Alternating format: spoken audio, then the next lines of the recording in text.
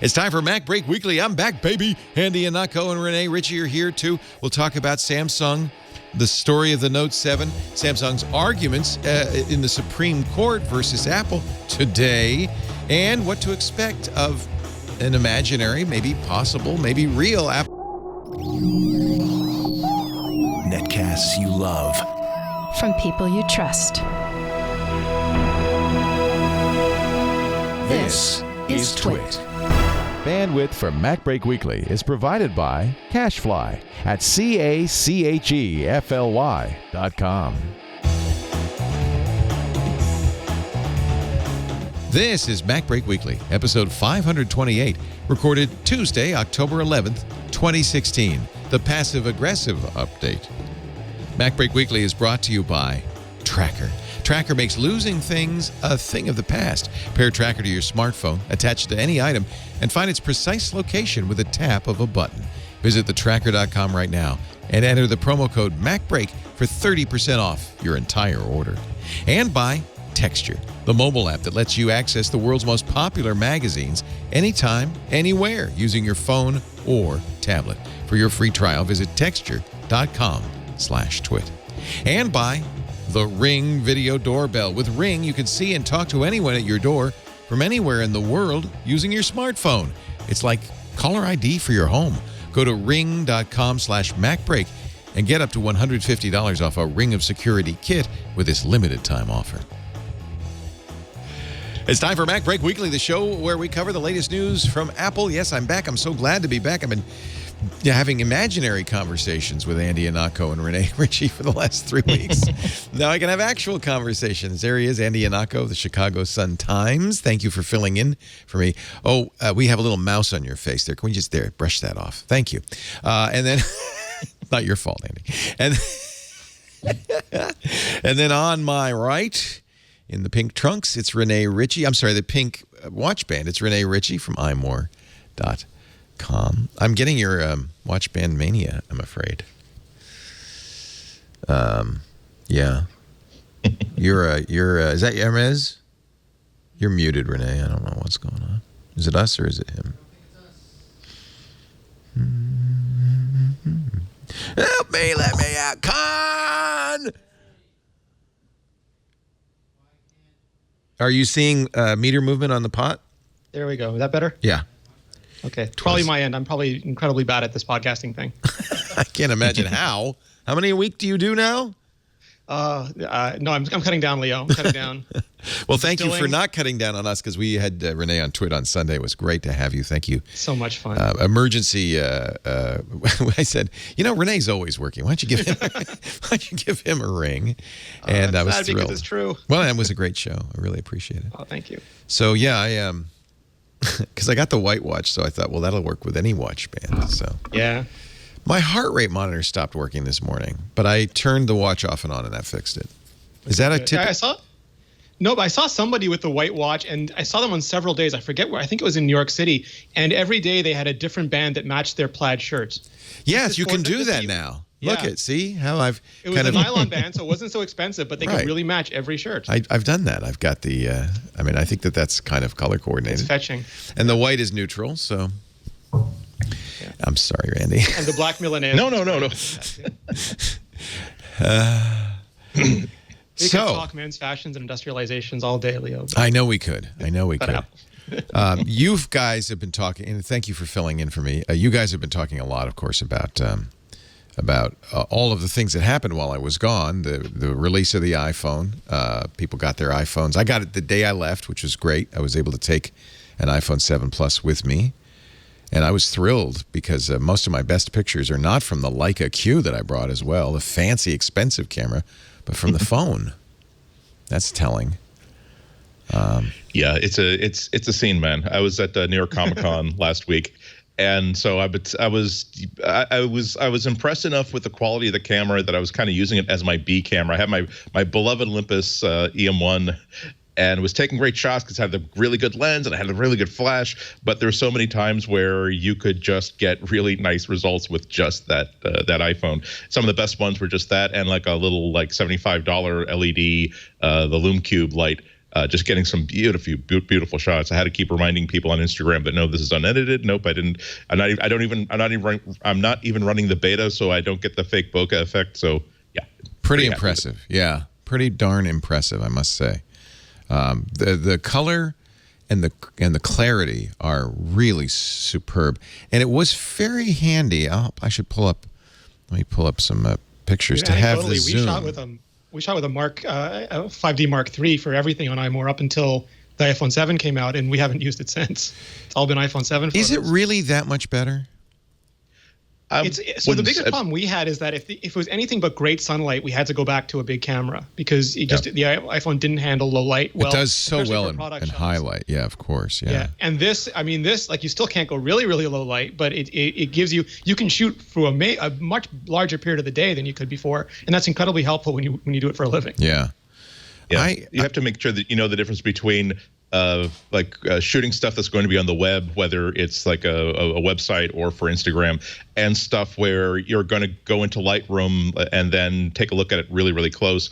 I did a little bit of testing on Sunday, meaning in the sense where I'm taking pictures with 2 different phone cameras and my Olympus, just that when I get home I can see really what the difference between all the 3 of them. And it really does fall. I wouldn't say it doesn't fall apart, but you can definitely see the difference on your Mac screen that you could not see on the screen of the phone or the screen of the camera. If you pixel peep, in other words, if you go, you really. Here's an example though of where the zoom is handy. So here, this is Notre Dame low light, a picture of a wood carving. That's the regular 28 millimeters lens, and then that's without any movement on my part, the 56 millimeter, the zoom lens. And it's really nice to have that. By the way, a horrific scene. This is the slaughter of the innocents, but the difference is very handy. Now, of course, it's still a camera. It's still a camera phone. I'm not gainsaying that.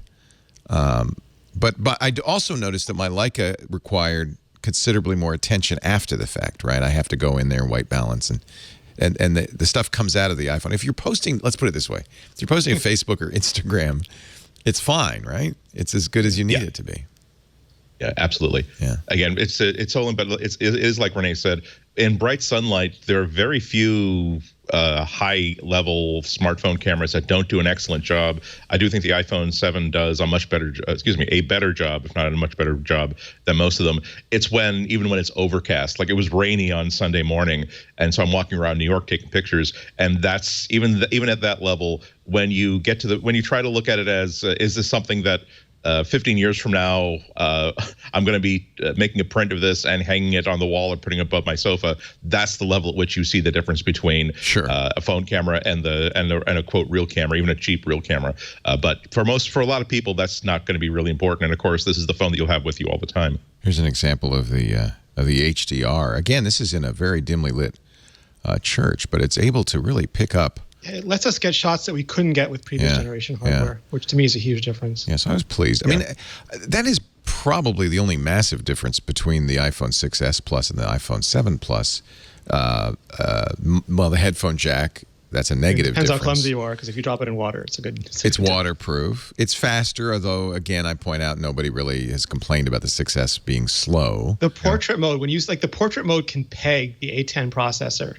Okay. Which is impressive because it's doing the custom disc blur live, so you can see it while you're taking the photo. Right. And I just want to stop for a second to say that little animation when it moves between 1x and 2x, or when it does the depth of field effect, they did a really good job of that, because you're cutting between 2 different lenses and you're picking the best lighting for the viewfinder, and you have to give people an approximation. Oh, it does of what zoom, doesn't it? Yeah. Yeah, it goes kind of like a bloops. Like I never noticed that. A little bit of acceleration in it. Yeah. Wow, that's pretty cool. Now, portrait mode is not out to the general public yet. It's still the beta for 10.2. Yes. When is that? That's supposed to be this month, right? Yeah, 10.1 is supposed to come out at some point this month. Yeah. Okay. So we should be looking for that. And at least maybe to coincide with the AirPods. That would be a good guess. Oh, good guess. And when will we see the AirPods? Late October. You're liking those? Yes, they're fantastic. Sometime in the next 10 to 20 days. Yeah. Before Halloween. You don't notice how much a difference not having the cord pulling at your ear is until you're out walking all the time and shooting all the time and, just even doing anything. It's just they stay in where the corded ones always pulled out. Yeah, I mean, really, I have to say, I bought 4 more headphone adapters just because so I would have them. But I do miss having a headphone jack. So I guess this is Apple really pushing us to a wireless future. And in my test, people can't tell a difference when I'm on them and when I'm on the phone, and they sometimes get it wrong. They're like, I'm on the phone, and like, could you please get off the headset? And I'm on the headset. I'm on the phone.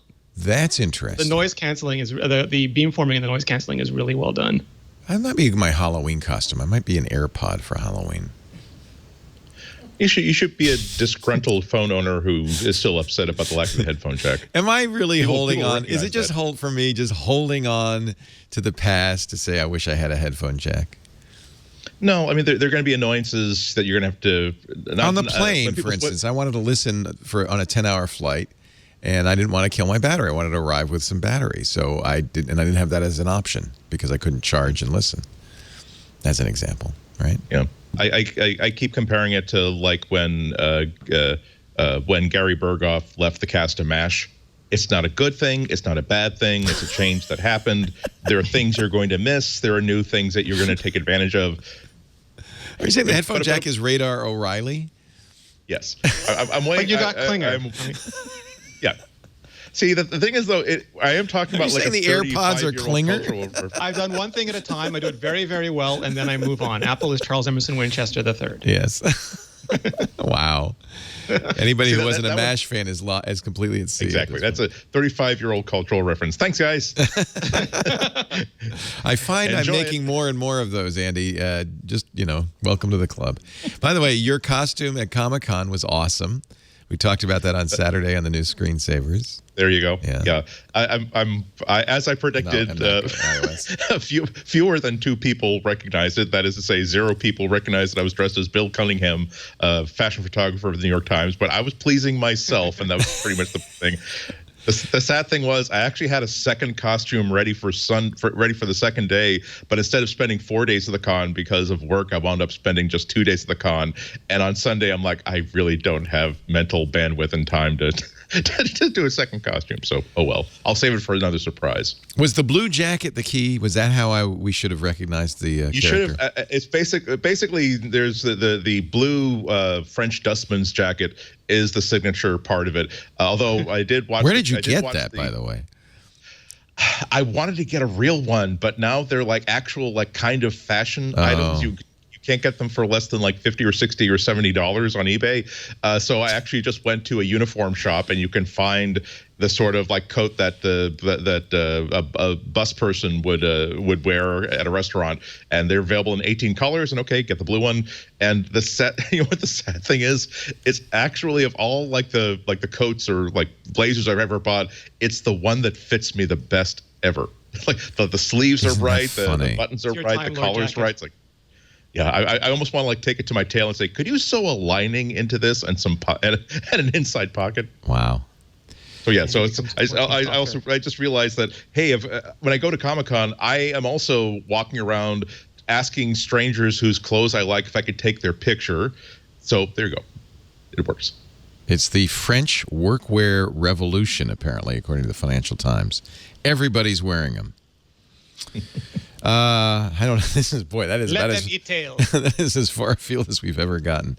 And I know you again. I'm just because I haven't had a chance to talk about the iPhone 7. I'm just bringing it up, and I've actually wore the Apple Watch the whole trip. Didn't get my Series 2 till I got home, but I found as I've said before, traveling, it's very handy to have the watch for a variety of reasons. And I've been wearing it as an exercise watch since I got back, and it's good. It's nice. You get a new watch, you just want to do it. You just want to fill those rings. Oh, look at you! You are just showing off now. No, but you can't. You become because of the new sharing feature. I am not intrinsically motivated.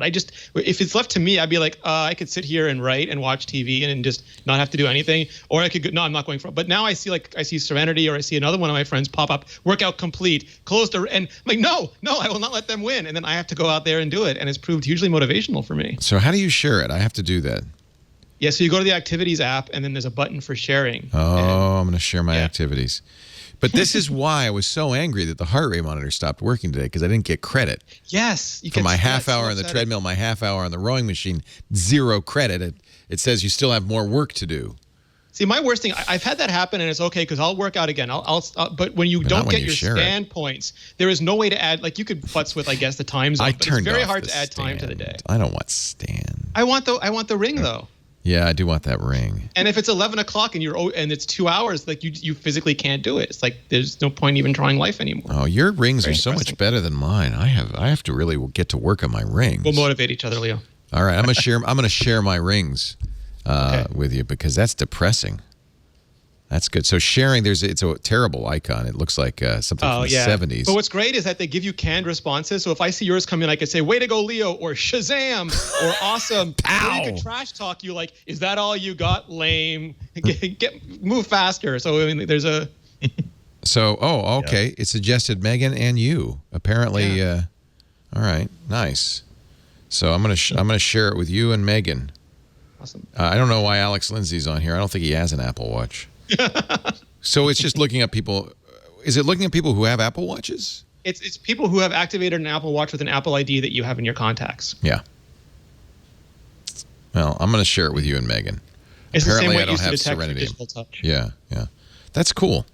So now I'll know that you're beating the hell out of me. I don't know if you want Serenity. It's like Serenity just completed a 2-hour roller derby workout, and you just want to give up.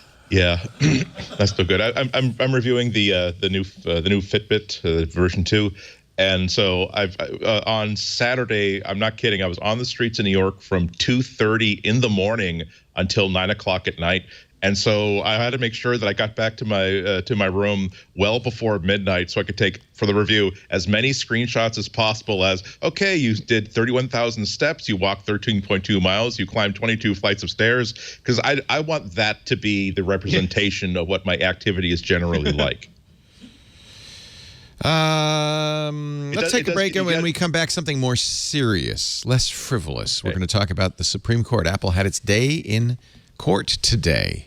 In front of the Supreme Court, we'll talk about questions. Did you find out about that yesterday? I mean, Samsung released everything that happened yesterday already. So yeah, and we can also talk about Samsung. This is the Schadenfreude moment, but it looks like Samsung is now, according to the Wall Street Journal, discontinuing the Note 7. There, but for the grace of God goes any manufacturer. I don't know if that's true, but let's talk about it. Hold on. Coming up, but first. Let me talk about my tracker. Here's another thing I was very glad to have as I'm traveling around. My tracker. There's things you don't want to lose, like your keys or your passport. And having the separation alerts, I have my passport in a special passport wallet that's big enough to put this, and it's not very big, this tracker Bravo in. It's about the size of a quarter, a little bit thicker, a lot lighter, though, because it's anodized aluminum. And, of course, you can also get stuff engraved on it, or this is the printing, the silk screening on it. It's really... actually, I don't know what it is. They say it's ultraviolet, somehow ultraviolet printed on here, so it doesn't kind of rub off or scratch off. But this is awesome. So this is a Bluetooth tracker. There's not a GPS in here. The GPS is in your phone. You pair it to your phone, and your phone can track up to 10 trackers at once. That means you could have trackers everywhere, your remote controls. You can have it on your kitty cat. It's small enough you could put it in a collar, and they have a little waterproof thing that they can attach it to, or that you can put around it, so it's really actually perfect for that. And then here's the beauty part, and there's settings for all of this. There's two customizable two-way separation alerts. So if you leave your phone behind, your tracker beeps. If you leave your tracker behind, whatever it's attached to, keys, passport, your phone beeps. And then, so that's within the Bluetooth range of around 100 feet. But then they also have this, and this was brilliant. And I asked them, did you guys think of this ahead of time? And they said, yeah, this was kind of the long-term plan.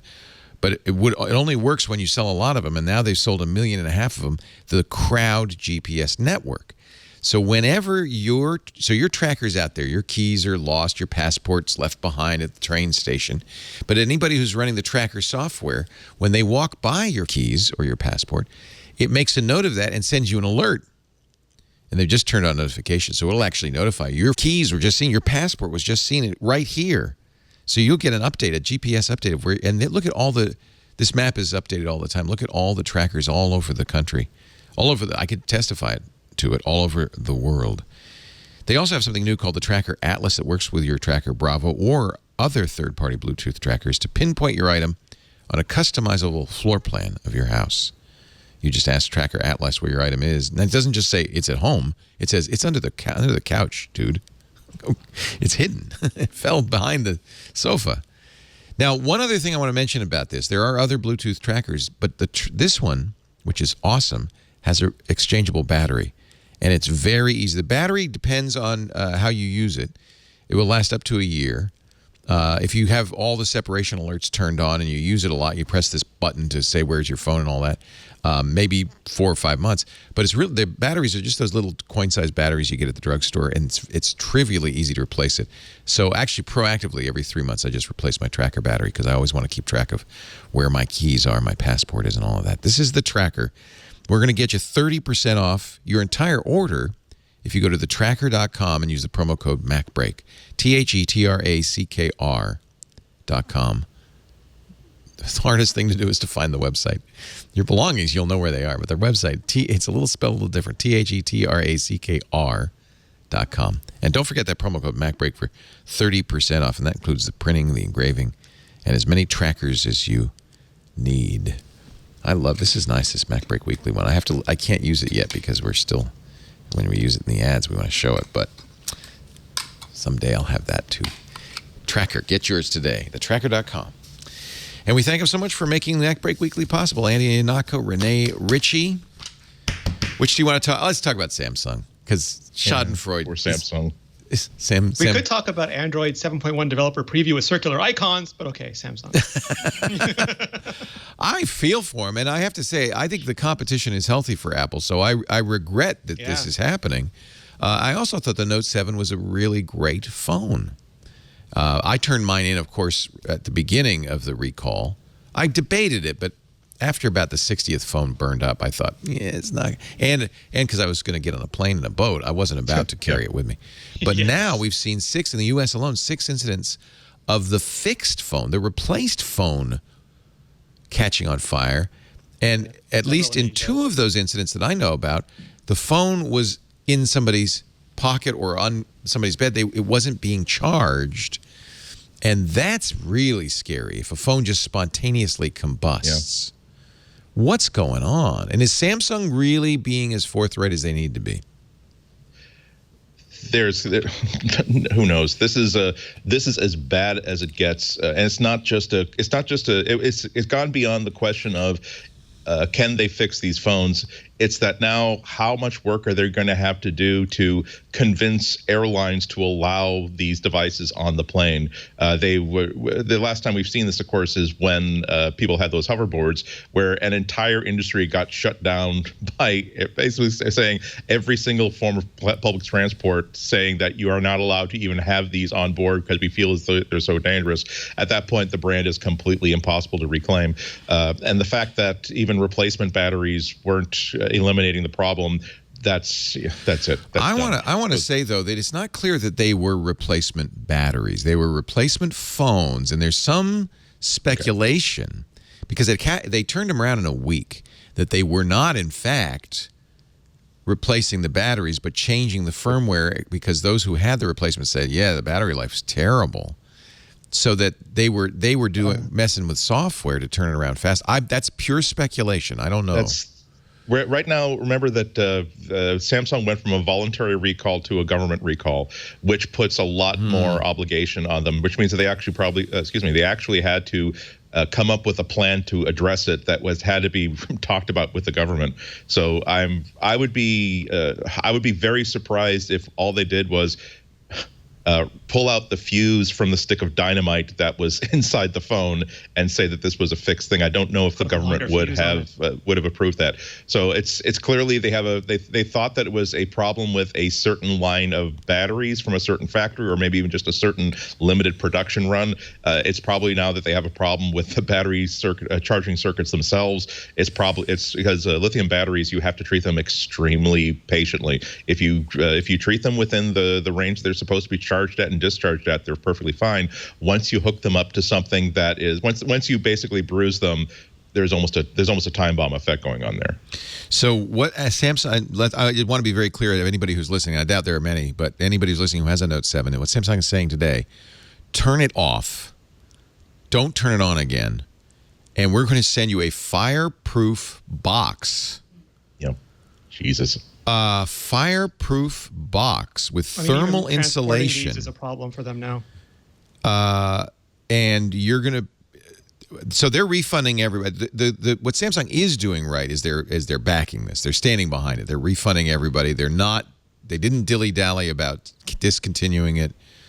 But at the same time, I don't think they've been as forthright as I would like them to be. Maybe they have with the CPSC about what exactly is wrong. And maybe they didn't know, because if 6 new replacement phones burst into flames too, maybe they were wrong about what was wrong.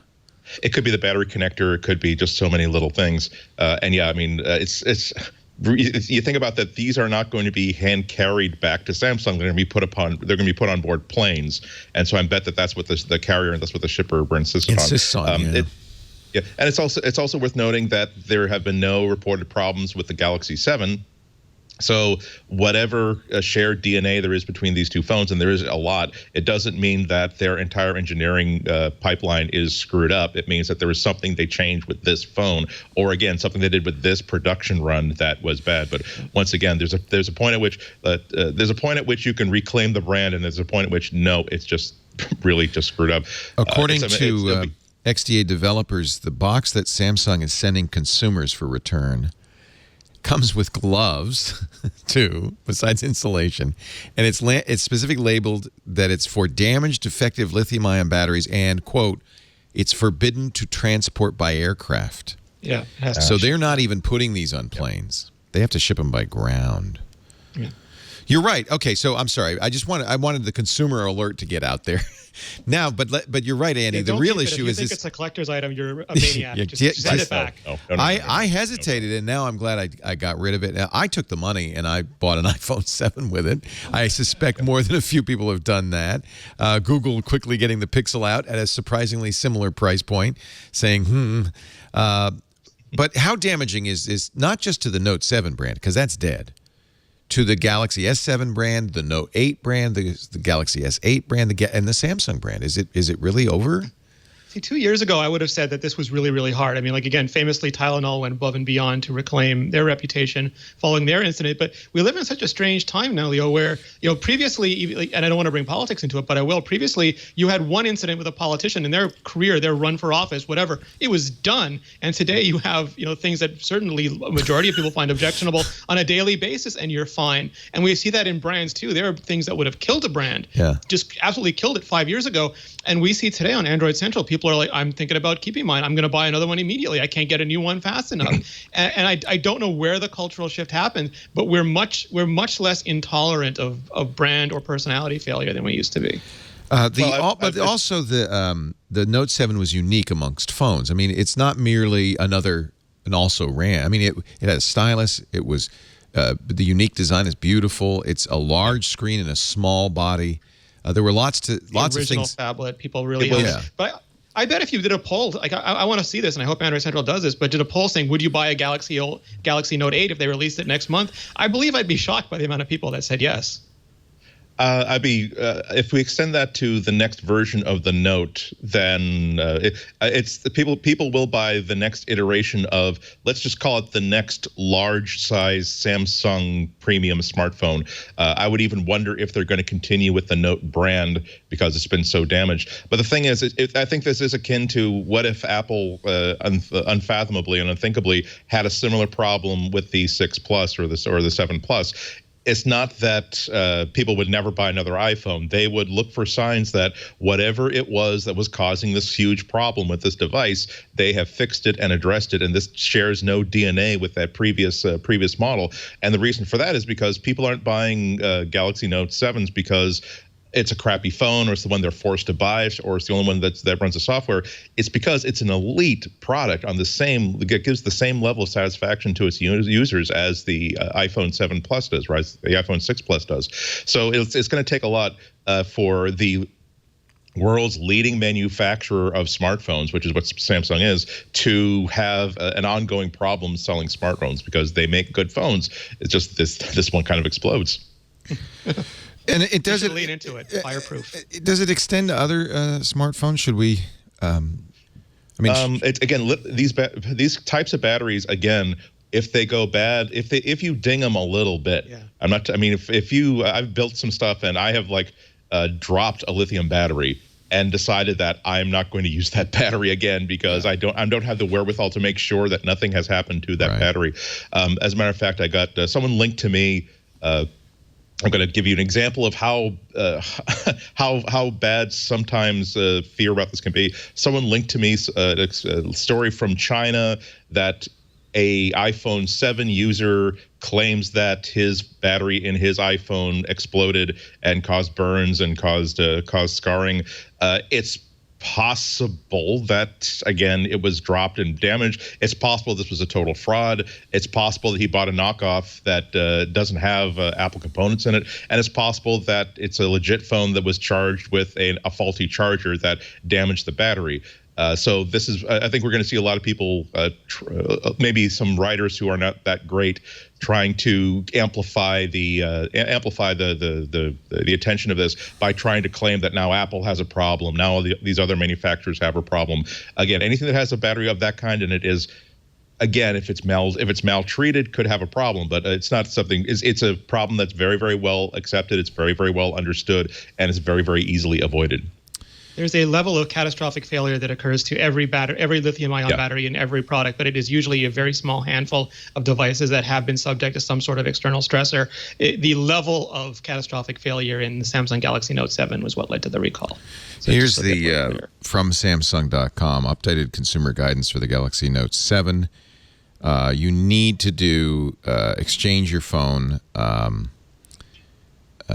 With another device, we're gonna, but more importantly, you need. Actually, here's one. This one is maybe better, and thanks to the chat room. This is from the UK.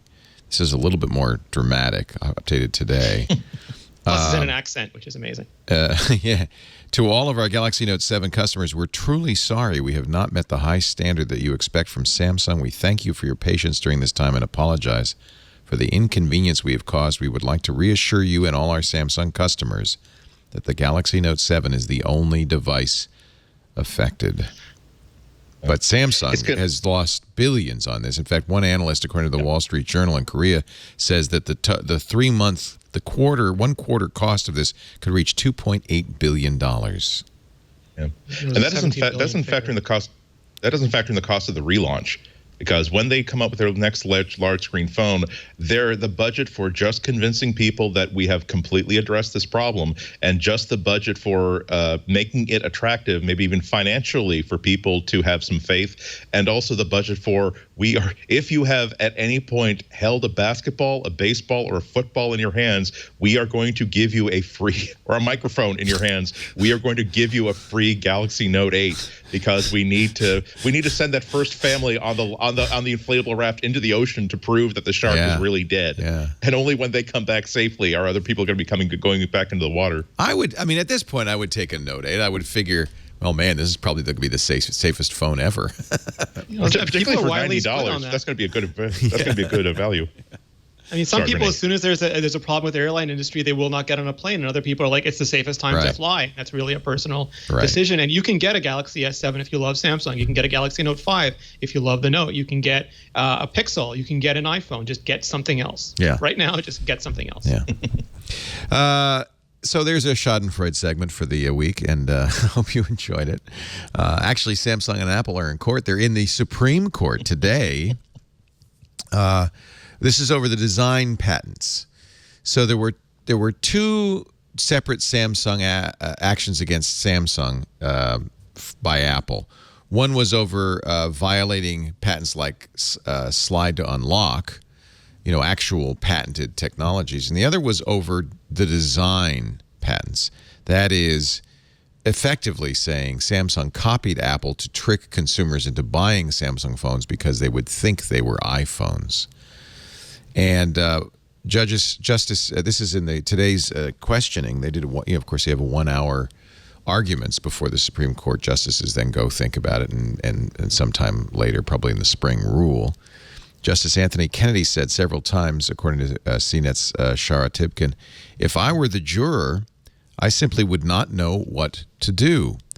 The justices used the analogy of a Volkswagen Beetle in their questioning to understand the positions of Apple, Samsung, and the Justice Department. Some justices pointed out the Beetle's design was what makes that car different from all others.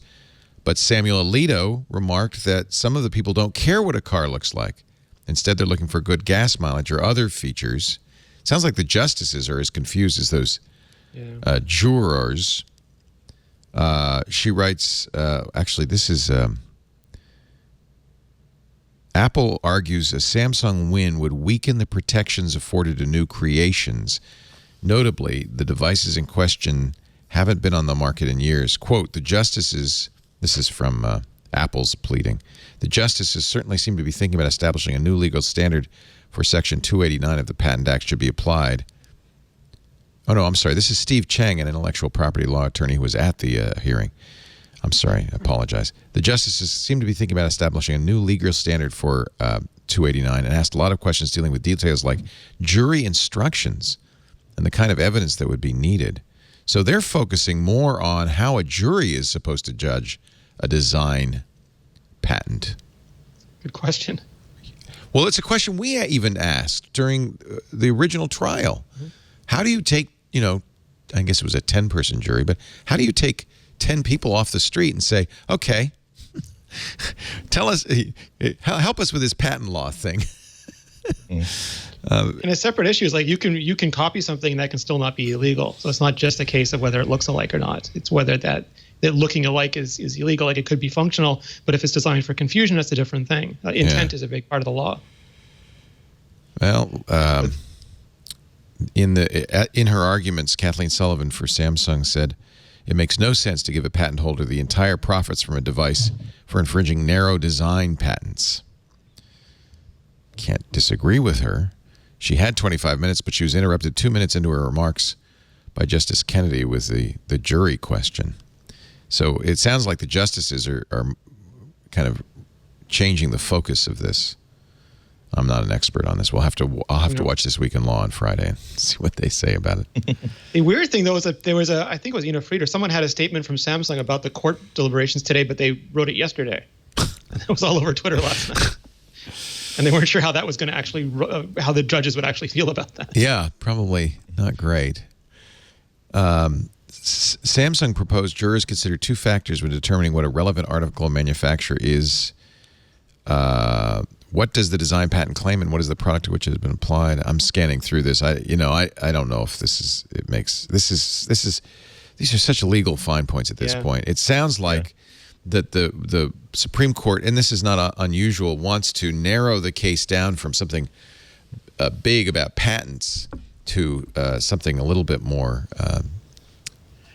because easily there's just so many and less sweeping. There are just so many fine points here. Yeah. I don't think that if you look at the original Samsung Galaxy phones, I don't think there could be any doubt that they were.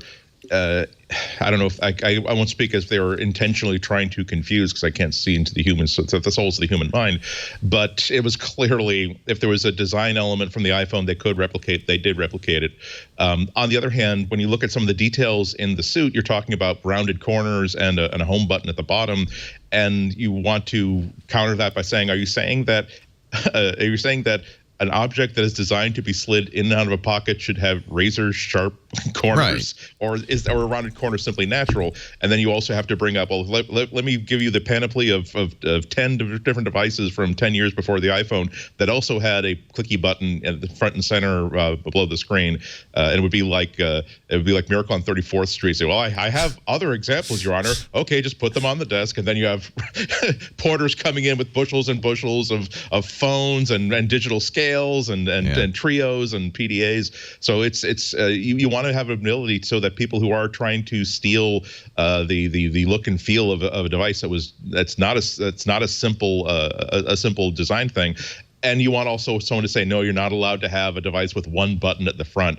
Like, okay, whatever. If you think that's brilliant, if you think that's protectable, good luck surviving a fight against a bear, because I don't think he'll take that argument either. This is I'll tell you how unusual this is. It's the first time the Supreme Court has heard a design case since the 1800s. Yeah. So they don't like to weigh in on this, and apparently they're not really weighing in on the patents. They consider that decided. They're weighing in on the award. so it's that $400 million that Samsung had to pay. Samsung's trying to reduce that, and says, such a big award stifles innovation. Yeah, because that is a good point too. The size of that award implies that the only reason why people were buying Samsung phones were because they thought that the rounded corners and the slide to unlock made them think it was an iPhone, as opposed to people thinking that, well, I would like to have an iPhone. Unfortunately, I don't want to switch from AT&T or it's not available in my country or it's not available in my carrier. However, here's a phone that has a lot of what I like about the iPhone, so I'm going to buy it instead. What I've been trying to figure out since I started reading about this was that how much of that is allowed for, let's say, a punitive sort of thing. Like if you violate someone's copyright, you don't get, and you win, you don't get back 100%. You get back 300% of what you lost as a discouragement for people to do that again. So this is very much a read and listen issue for me, as opposed to in 1953 with the introduction of the Pop-Tart, there was a challenge against the Hostess Company. I don't know. This is only one of the two patent lawsuits. The other one was also in court last week. The U.S. Court of Appeals reinstated the $120 million award to Apple over the three patents were slide to unlock, autocorrect. It's time for Apple to stop using it. And yeah, right. We no longer have it, do we? Autocorrect we still have, and oddly enough, Apple apparently had patented the method to detect a phone number in a text or an email so that it could be clicked to make the phone call. Data detectors patent. Data detectors. Yeah.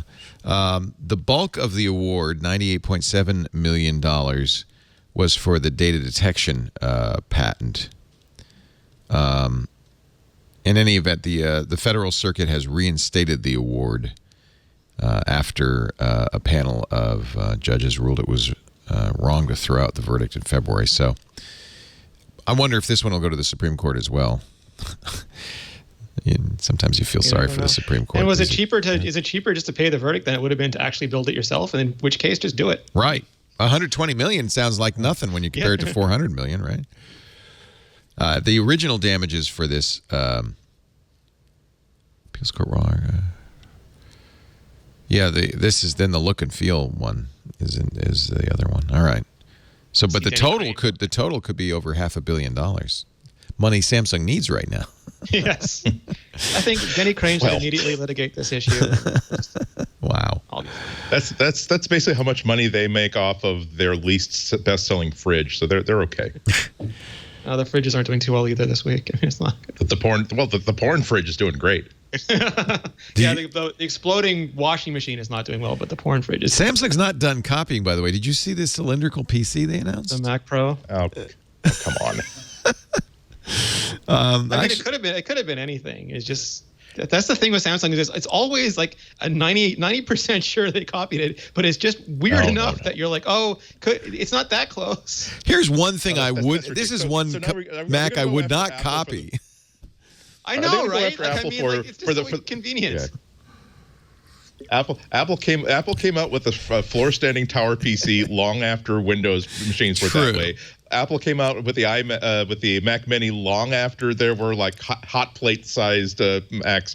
Again, there's a point at which you can say there's definitely copying happening, and there's a point at say we came up with round. We invented round. Well, no, but this is like a Volkswagen with a hot tub on the top. I mean, it's got a Harman Kardon speaker on the top. It's got a hot tub on the roof. Yeah, but it's using the fan, the Vortex fan that it's got the same design in the front. The front panel looks similar. You could do anything with that. It could have been a square. It could be anything. Yeah. Like this is why I'd be so and again I'm not opposed to copying. Apple copies a lot of stuff too. I just as someone who grew up as a designer, it depresses me because I know there's these people who would do this fantastic job of making an amazing thing, but it's like make it look like that, and then you just want to sit there and hit your head against the desk. And frankly, a cylinder is not a very efficient design for a Make PC. it look like a cheese grater. I'd buy one. I know. I want more cheese graters, Apple. Hey, let's take a break. But when we come back, I want to talk about what Apple might announce in one more event in October, and when that might be, and what you know about that. Because I'm waiting. I want a new laptop. I do. I want a new laptop. Wait, there's more. But wait, there's more. First, though, a word from Texture. Now, I can give you a very hearty endorsement for Texture because it was a lifesaver on the plane, at the airport. You know, there's always a few hours extra in the airport. I don't know why, it just is. And normally what I do is go to the airport newsstand and stock up on magazines. I didn't have to because Lisa and I both brought Texture on our iPads. And man, I love it. Texture is like Netflix, but for magazines. Over 200 of the world's best magazines. Nothing, not the, you know, you might hear it and say, oh yeah, it's probably, you know, A Boy's Life and Hot Tub Today. No, it's all the big magazines. In fact, I was reading the Atlantic articles about the election, Rolling Stone. Then I would want to calm down, so I'd look at photo essays in National Geographic, The New Yorker's there, Sports Illustrated. There's Vogue, Cosmo. Yeah, I was reading a little Gossip and People. It's all there. And the really fun thing about Texture is, before I left, you fire up Texture, say these are the favorites, auto-download these. They're on the iPad. So both planes, both ways. I thought everybody was going to have Wi-Fi in the future. Neither plane had Wi-Fi. It didn't matter to me because I had literally like 20 magazines I could read. Unlimited access to 200. And there, by the way, it's the full magazines. And some magazine, it's interesting because I guess the magazine gets to control how it's done. And some of the magazines are just so cool. The Atlantic is really great to read online. Really done. They have additional features like video that you can't put in print. Every page of every magazine is there. The current newsstand editions, back issues too. They auto-download, which is really fun.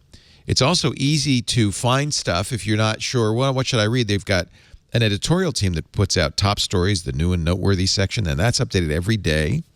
They also have curated categories. And I love this. We only needed one Texture subscription because you can put it up to 5 devices per account. So I shared Lisa's account. We both had our own magazines, our own favorites on our own iPads. Sign up for Texture right now. You'll gain insider access to all the content from the world's most in-demand publications like National Geo. And even stuff that I really like that I'm not going to buy. I'm not going to subscribe to Billboard or Ad Age. I've mentioned this before. But because of my business, you know, I like seeing the Hot 100 on Billboard, stuff like that. Keep up with what's going on in the industry. So it's kind of cool you get that too. I love it. You will too. And we've got a free trial, so you don't have to pay anything to find out. Texture, Texture, like text plus your texture. That helped, didn't it? No, Texture. Forget what I just said. Texture.com/twit. And you'll get instant access for free right now. It doesn't have to be for travel, anytime, the beach, wherever. It's nice to have those magazines in such a compact form. Your phone, too. And not just iOS, Android as well. But you can put them on your phone and on up to 5 devices, and on your iPad, and on your Android device. And we thank Texture so much for their support. So Rene, we're definitely having an October Apple event, right? Or no? I hate saying definitely until invitations go out. Because if it's kind of an event we suspect where it would be at Apple's town hall and it'd be a smaller meeting, they can move that around or change their minds up until pretty late in the process. Obviously up until those invitations go out. But I think if the new MacBook is the MacBook Pro is what we suspect it would hugely benefit from some explanation on stage from Phil Schiller going up there and saying why these new features exist, what makes them compelling, and how MacBook Pro owners will benefit from them. So if that's the case, then we're rapidly approaching Black Friday sales in the U.S., and it's got to happen before then. So Microsoft has sent out invitations to an October 26th event. And Gruber, in Daring Fireball, says that's one day before Apple's event to announce the new MacBooks. Wait a minute, what? If Apple moved its earnings from the 27th to the 25th to make room for an event. So he's basing this on Apple. What was the earnings announcement? When was it going to be? I believe it was the 27th. It got moved to the 25th. And it got moved to the 25th. They've moved earnings calls before to make room for other things, like if they had to go to Washington to testify or to do one of several other things. On the other hand, they did say due to a scheduling conflict. Yes. I mean, it could be Tim Cook had a dentist appointment. I mean, I'm not saying it. No, and it could be. I mean, traditionally they don't hold their events on Thursdays. They typically hold them on a Tuesday, like the WWDC is on Monday, but typically a Tuesday or a Wednesday event. So they could have had it on a Tuesday and then the earnings call, unless they wanted to get the earnings out of the way. Now, all this is so criminology, Leo. I know, but that's all we got, baby. We got to. Yeah. Unless they wanted to get the earnings call out of the way before having an event, and having an event the first week in November was too late for them. Boy, it's so late. Jeez, I want it to be soon. But I guess it's only it's only 16 days away. Yeah. And what will they announce? New iPads? No, I think the iPads are on the spring refresh cycle. Like obviously both iPads, the 12.9 inch and the 9.7 inch could do with a Apple A10 upgrade.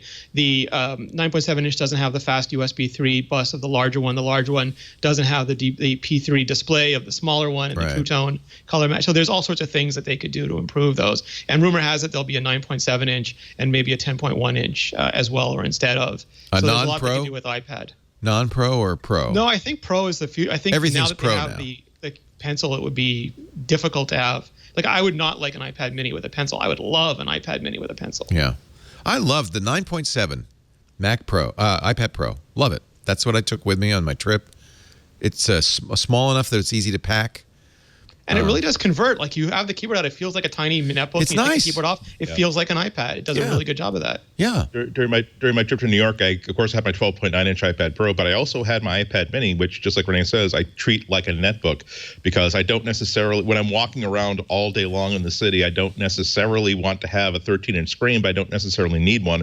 I just have the ability to do about 800 to 1,200 words worth of writing, or dump some photos from my camera, and so it's interesting to think about the difference between buying a $1,500 MacBook Air and, to solve the same sort of problems, buying a 13-inch iPad for $1,000 and a $500 iPad Mini. You might actually get more use out of having two iPads than one Mac. My oddly enough, my iMac died while I was gone. It's the 2012, not a 5K. It was the last non-5K, and then it turned out there was a recall of on the Fusion drives, a 3 terabyte drive. So, and I think, and mine is that serial number. So we're bringing it back to Apple. I guess I'm going to get a new hard drive. That's weird. But anyway, it just kind of stopped working. And it's a Fusion drive, and it looks like the SSD is fine. But the spinning disk, that's how a Fusion drive works, is not. Yeah, I mean, there's been recalls for Macs over the years for everything, for graphics cards, for batteries, for hard drive platters. It's the failure rate is too high. Initially, I thought, let's buy a new iMac. But then everybody said, what, are you crazy? There's going to be a... So I felt like the iMacs had been updated. Are we due for a new iMac too? They updated. They went to 5K 2 years ago in October. They went to the P3 display last year in October. So if they follow that pattern, there'll be a new iMac, probably on Intel's Skylake. It's unclear what the 21.5 inch will be, because Intel didn't make the Broadwell chip for that, so Apple had to stay with the Haswell chip, and they haven't made Skylake chips for it either. So I don't know what the future of that device is, if Apple's going to have to do something different with it. But the 27-inch iMac would probably get a spec bump at this point. So it's probably due. Yeah, don't buy a Mac until you know for sure Apple's having an event or not. I think the only thing you can buy at this point is an iPhone or an Apple Watch. Everything else you should wait and see, right? How about, and then of course the one that we really need badly, the one that really is the most dated, is the MacBook, right? MacBook Pro. MacBook the Pro. MacBook was MacBook's been updated. Yeah, and MacBook Air has gotten, I don't know, a passive-aggressive update. It's, I guess, maybe a good way of framing it. What's a passive-aggressive update? I mean, like, it's not updated in a way that tells you that there's a future for the product. Like, it's not getting a Retina display. It's not getting a lot of things. But we'll give you a haircut, but don't expect another one. Like, we're holding you at this price point because we can't get the MacBook down to $900 yet. But I wouldn't get too comfy in that chair. Passive-aggressive update. I like it. I like it. So, best guess would be that the Air is kind of not long for this world, that the MacBook is going to be the new thin and light. The Air replaced the original MacBook. Now the MacBook is replacing the Air. It's the circle of life. Yes, the circle of life. We do desperately need new MacBooks. Type-C connector or MagSafe? What are the Vegas odds at this point? My head tells me that they're going to go to USB-C because that's where the future is. But I still like the fact that MagSafe cord pops off, because I do that all the time. I pull it, I push it, I trip over it, and it doesn't fly halfway across my room the way that an iOS device or a MacBook would. So I hope they can do both, Leo. How about we get a Type-C MagSafe? Just a little connector. Or just keep the MagSafe and just put Type-C on there for the Thunderbolt. And USB-C just adds so many features so above everything else, because and not only just for adding data, but also this is now a MacBook that can be powered by a USB power brick. So you have so many options for how to get electrons into the thing.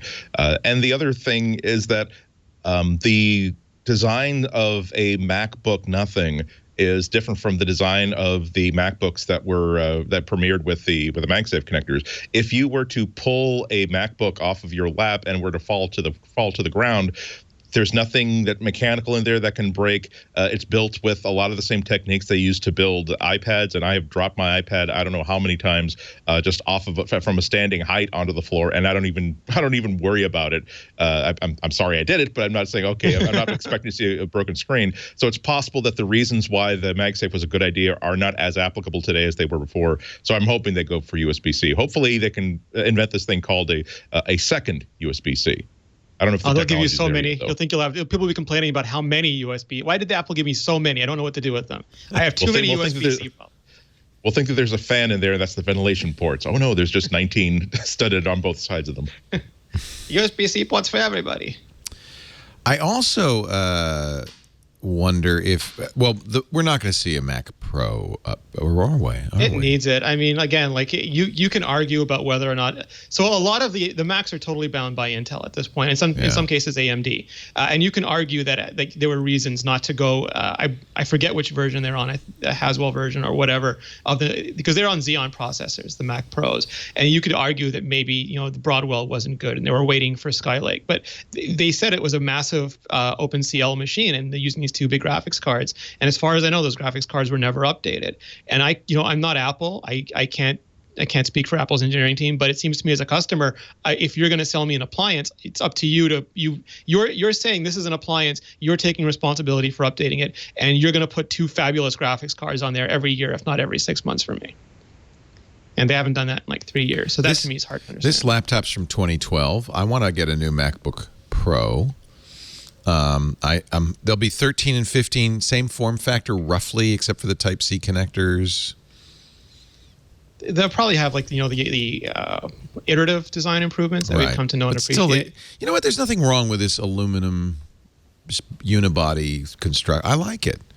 I mean, we've gotten to a point where even with the Mac Pro, like I have a 3-year-old Mac Pro that I use every day and it's fine. And a lot of people have a 2-year-old or last year's Mac Pro. And the difference when you go to Broadwell or you go to Skylake is not that big. Some people will tell you optimistically that they will get double-digit percentage increases, but realistically you won't. Mostly it's a power efficiency thing. So it's better for battery, but even professionals are not going to get a huge boost from it. So it's really an emotional thing that we've gotten used to having these updates every year. And because those chips exist, we should have them. We're paying absolute top dollar. Right. Apple's not discounting computers just because they're a year or 3 years old. They're charging the same prices. We should absolutely have the latest components. But I don't think it's safe to assume that they're going to be like miraculous increases. No. And as I use these computers, they don't feel that dated, that old, really. No. It's just that I've had them for a while. And what I don't want to do, and I think this is probably universal, is buy a brand new computer that is a 3-year-old platform or a 2-year-old platform. Yeah. And then the new ones just come out right after. It's the worst. Yeah. So there's this hesitancy, I think. Yeah, absolutely. I mean, when you get a new Intel CPU on a mobile device, you can almost expect to have akin to new features. You can almost expect to get an hour of battery life for free, if not more than that.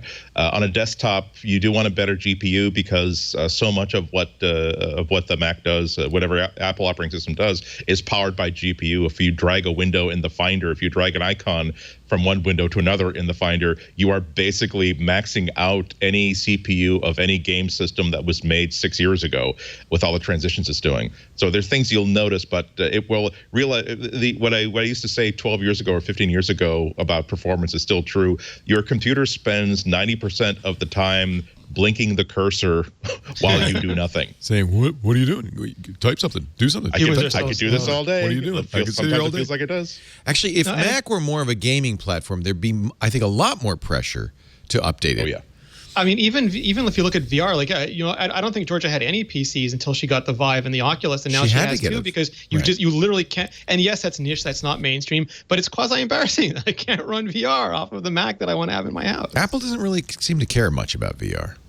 Oh, and the traditional thing is that Yeah, is that Apple doesn't get gaming. They don't get this. They have a lot of hardcore gamers at the very highest level of Apple. It's just they realize that the money's in the casual gaming and that the amount of effort and cost it would take to continually support high-end gaming is not where they're going to make the most money. And gamers want to customize. They want to put their own GPUs in. They want to update the GPUs. They just want to do things that Apple Double doesn't. nitro fins on the back. Yeah, it doesn't really fit Apple's aesthetic. Well, also, there's a lot more to VR than just gaming, but I think that's right now it's a kind of a smartwatch level right now where the consumers have not yet said here is what we're willing to pay for to get as far as VR is concerned. And the second problem is that to get the sort of gee whiz wow VR platforming, it's not the sort of thing where you just build a new computer and release some APIs. Now we're talking about building custom hardware that is optimized just for VR, or just has even just the ability of how do we put light into the user's eyeballs has to be new and different.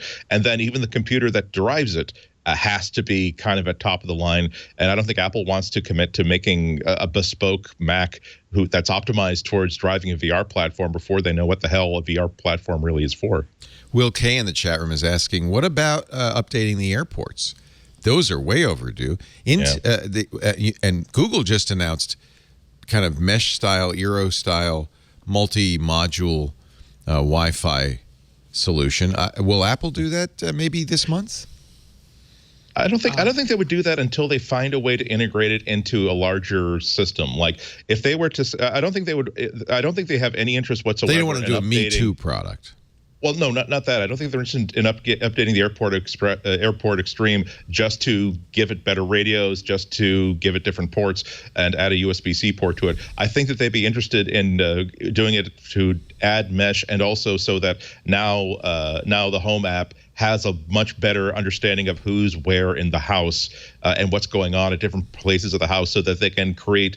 It's not like they develop products to just create a demo, but I think that in part of their mind is like, if we have 5 minutes or 10 minutes during a keynote to really wow people as to why this is such a great thing, what would we show off? And that's the sort of thing that they want to do. So I think that they would do it. They're going to do it once they can have a whole house mesh network that knows that you've got 4 people in the family, that 2 of them are upstairs, 1 is in the kitchen, 1 is in the living room, so that when you do a hey Shlomo command, they know exactly who's executing that command, and when they ask for an AirPlay stream, they know exactly where to execute it. So that's, I think, when we're going to see an update to networking. Yeah, also Apple's traditionally done like major products and then supporting products, and the Airport Extremes are always there to help. We have to go back a few years when Apple did those demonstrations. Like I think Phil Schiller jumped off a stage to show that it really was wireless, and wireless routers just weren't that common back then. And when the latest Airport Extreme came out, Apple was moving to 802.11 AC, and now we have tons of routers that do that. But I think there was a feeling that in order to move these technologies forward, they had to be part of the end-to-end solution for those. Do we put routers in the same category as cinema displays, a category that Apple is dialing out of? Well, I mean, dialing out of is hard to because I forget who said that, but someone did it really well. Is Apple totally ignores something until they don't, and it's very feasible that when we get the new MacBooks, we'll get a 5K P3 panel to go with them, because that's when that product makes sense, or when a new Mac Pro comes out. And it might just be that Apple has an 802.11 AC router. There's no real new standard coming out that they have to advance it for, but something that downloads all your updates the way that the automatic feature on Mac OS does or on iOS does, and has them ready for you and starts caching things and doing a bunch of smart stuff on the back end. And one day, maybe it works as your HomeKit hub and does all these other things. That might be a product that Apple feels they need to make in order to move that industry forward. And then it's much more likely we'll get an update. Maybe they're waiting till next year when the APFS comes out, the new Apple file system, and tie it. I mean, Time Machine is so nasty. It'd be nice to tie kind of some sort of snapshotting capability into a new router, maybe the router acknowledging that most home networks now have multiple Macs on it, multiple Apple devices. But multiple iCloud accounts attached to it. Yeah. They could do a lot of cool stuff. I think another thing that's sort of universal about the way that Apple approaches products is that as big as they are and as unique as they are, I think they also acknowledge that there are a lot of really great Wi-Fi access points out there. They don't have to come out with one just because Asus is doing some great stuff. Well, that's why I was thinking it was kind of like the cinema display, where they're just kind of basically saying, "Yeah, you don't need to buy it from us." There's a time where to show off how great the Mac Pro is at video editing. My God, look, we got we can do 4K editing, we can do a pro level color correction. There's no screen that really lets you show off how good it is. So they're and because they thought that, okay, we can actually make money off of this, now we'll make a screen. But now that Dell can sell you a fantastic screen as good as the cinema display practically for half or less than half the price, I don't think that they're mad about that. I think they think, oh, thank God, we have one less product to think about now. We can put more design into the new button on the new watch. Yeah, I'm not against that. I think that's. On the other hand, as you point out, Rene, a 5K second monitor for a MacBook Pro might be an interesting product. Yeah. But might be is kind of the operative phrase. There is a new technology in Wi-Fi, though, even though it's not labeled with a letter. It's mesh, and that's really where the action's happening right now. Well, that's question too, because like a lot of people have mesh networks with Sonos and don't even think that it's a mesh network because it's not used for their everyday Wi-Fi, but it's a very early and a very robust one. And if you start making, well, we have this mesh network, and the advantage to that, if you're not familiar with it, is instead of having to do this IT level work of bridging your networks, you can just put these little boxes around and they'll take care of giving you great coverage everywhere. But then the question is, do we just make a box? Do we put a speaker on it? How good a speaker does it have to be? Well, what price does that make the speaker? Well, okay, we can't make the speaker for that. Then what other utility? All of these are very big product questions, and Apple is a company. There are some companies, and I love them, that just put things out and then let the market help them decide. And maybe Apple Watch is an example of that. But Apple tends to think these things through sometimes for a frustratingly long time, and then release something that they think is a holistic offering. Boy, wouldn't it? Somebody in the chat room saying, wouldn't it be great if Apple bought Sonos?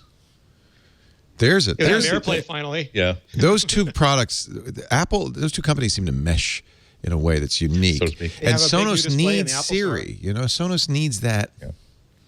Yeah. They have a huge display in the Apple Store starting last week. Oh, interesting. And after all, Google's now got the Google Home, Amazon Echo.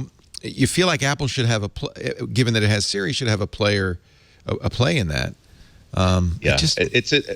There's I think some of the most brilliant devices that any large and ambitious company can come up with are devices that encourage the person to want to buy more of them and put more of them inside and around the house, because those are the more places where someone can have your company's valuable services available, the more they're going to use those services, and that's why I think that particularly the new Google Mesh Network is so cool, is because you can spend $129 for one essentially Wi-Fi base station, which is about it's about the going rate for a decent one, maybe twice as much as a practical one. But what I love about mesh networks is that you just, every time you feel as though, okay, look, I've had it with only getting 2 bars of signal coverage in the playroom, I'll just spend $129, which is, again, as far as these things go, is not that expensive. Put it in the room, plug it in, no configuration. It's just better.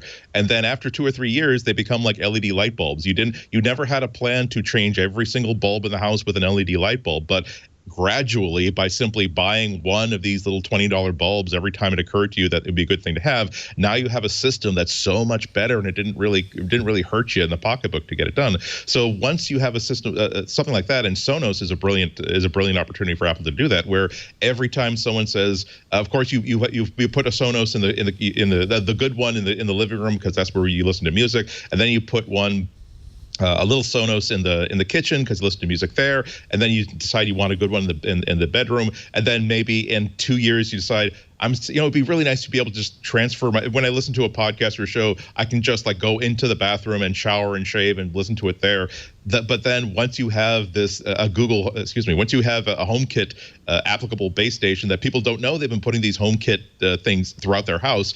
Now when Siri can find them in the house and know that the owner of Apple ID XXXXX is now in the garage, I know that there is an alert that this person needs to hear. I will make sure that only this speaker in the garage plays this alert. Yeah. That's when you start to get people who are saying, I'm glad I spent money on these devices. I'm going to spend more money on these devices. And more importantly, that is, I've now voluntarily put on another set of handcuffs tethering me to this platform, because this platform makes me really, really happy. This is where Google wants to be, right? It's where Amazon could be if they had a broader ecosystem. A friend of mine went all in on HomeKit, and I got a chance to check out his place, and he had like the HomeKit fan, and he said movie time, and the blinds went down, and the lights changed colors, and the TV came on, and it really does make you think you're living in Tony Stark's house. I'm so disappointed that I think the activation word for that should be, we've got movie sign. By the way, I mean, my best friend. The other reason this is a good thing for Apple is I think that people are concerned about privacy, and the Internet of Things concerns people about security. And these are two categories where Apple really seems to have the upper hand and can assert, no, we're the privacy and security company. And so wouldn't you rather have an Apple Siri device in your house than an Amazon Echo or a Google Home?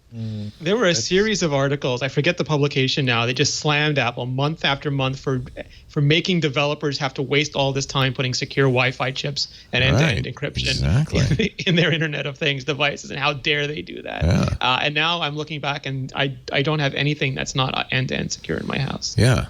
That is a big problem. As a matter of fact, I play a lot with Raspberry Pi devices, and after being reminded last week by a news story, I had to go through all like 5, 6, 7 of them and make sure it ships with the default password, default user Pi, default password Raspberry.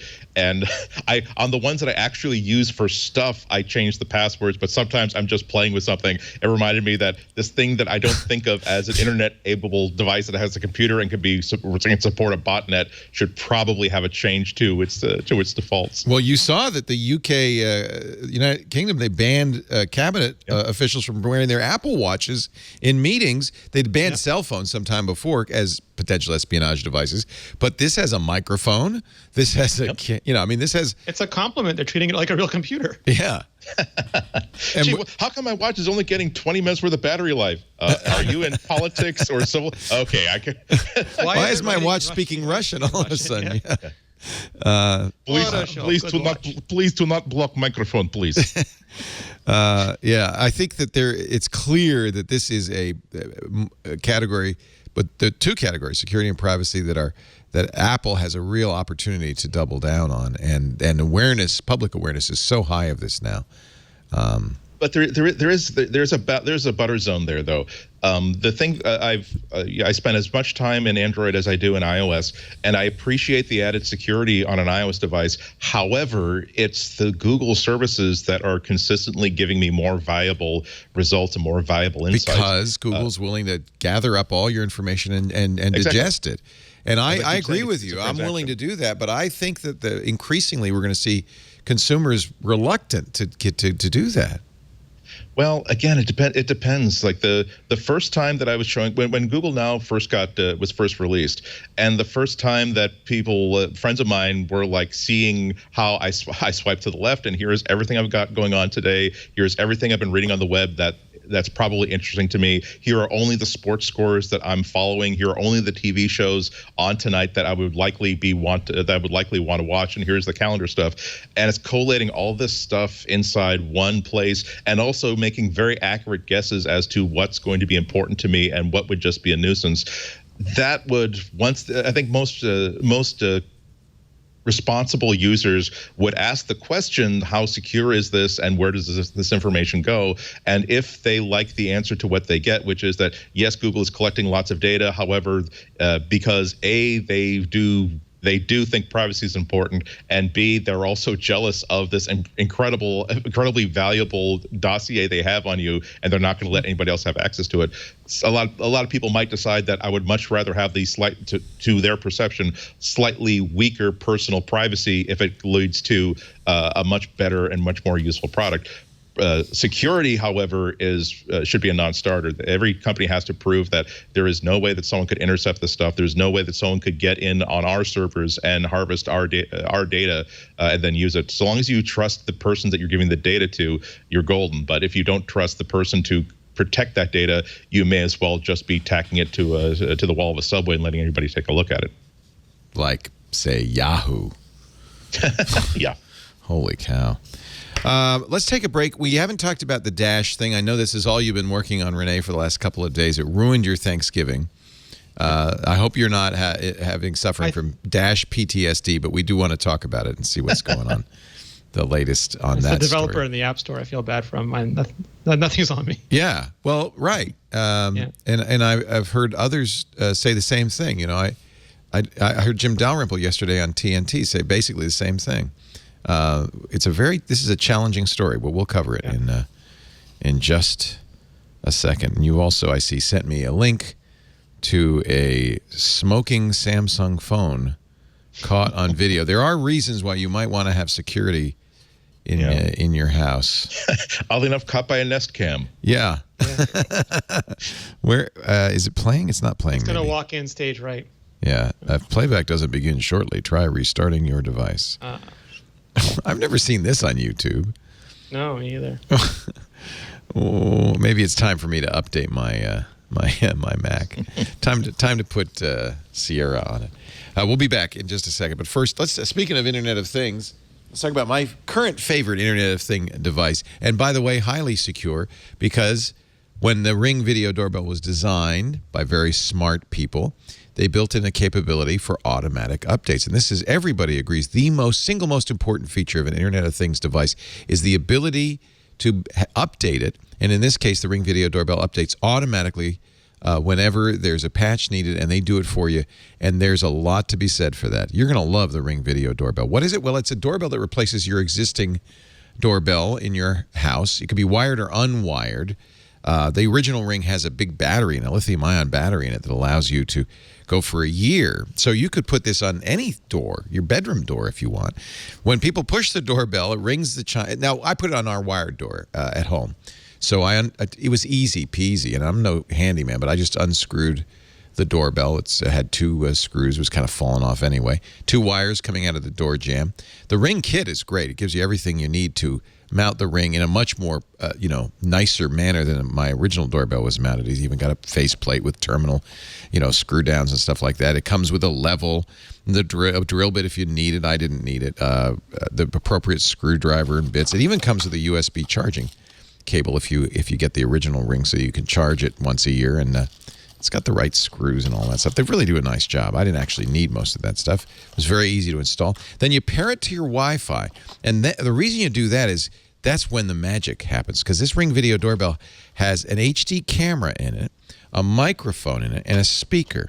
And now when anybody rings my doorbell, it rings the doorbell in the house just as it always did, but it also rings my phone, my Mac. There's a Mac app for it, my tablet, and I can answer the door. I can say, hello, who's there?